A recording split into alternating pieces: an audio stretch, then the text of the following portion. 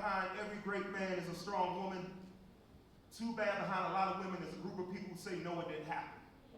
See, I learned the word yes stands for why even speak when people gonna say no, we don't believe you.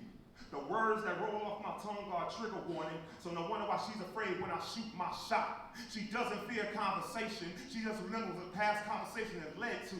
So even at my worst moment, she'll tell me I'm drop dead handsome just to avoid dropping dead, but I tell her, you don't have to lie, I am ugly as shit.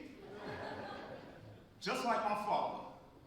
The day his fist collided with my mother's jawline, I probably looked like an audition for a George Floyd stunt double in case police wanted to recreate the scene. I probably resembled a bloody vagina from a needed abortion because 10 states deemed sexual assault as making America great again. I probably resemble her worst memory because a study once showed that 48% of women reported that their rapists have beards, and it's Russian roulette trying to figure out who is the good one man out of every two. She has a 50% chance of being right and a 50% chance of rigor mortis. I probably reminded her of the face on the Statue of Liberty the day we put a clown in the White House. Let me also add bigot and felon and racist. I probably reminded her of human existence, where you can blow up children on the Gaza Strip and the media reports it as a bomb-ass daycare, where childhood taught us to love the alphabet, but adulthood says hate the letters LGBT. While hospitals are here to fix your body, but they literally charge us an arm and leg for survival. Where black churches say we can't pray for change until you give us change. Where prisons are labeled the Department of Correction, with no right answers on how to make people human again.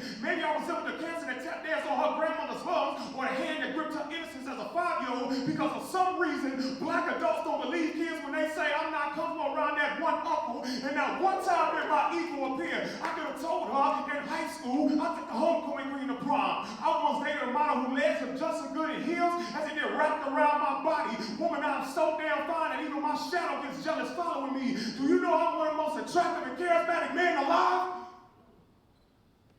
Until you remember R. Kelly made charming adult music with teenage ambitions. How Hitler took a pretty Ethiopian symbol and turned it into a gas chamber. How the United States took Native American lands and turned them into colonized graveyards. How Dylan Roof took a Wednesday mass and turned it into a mass shooting. How P. Diddy took bad boy behavior and turned it into a death row sentence. So I'm fucked either way, ugly or handsome. How do you want me? That's only one question, because what I really want to figure out is, does she hate me for my looks, or does she look at me as hate? Beauty is in the eye of the beholder, but have you ever seen a woman's eyes when she's being held against her will? So maybe if we shake the ground hard enough, we can awaken the spirits of women whose pain was buried deeper than their bodies again. I told her, you ain't gotta apologize.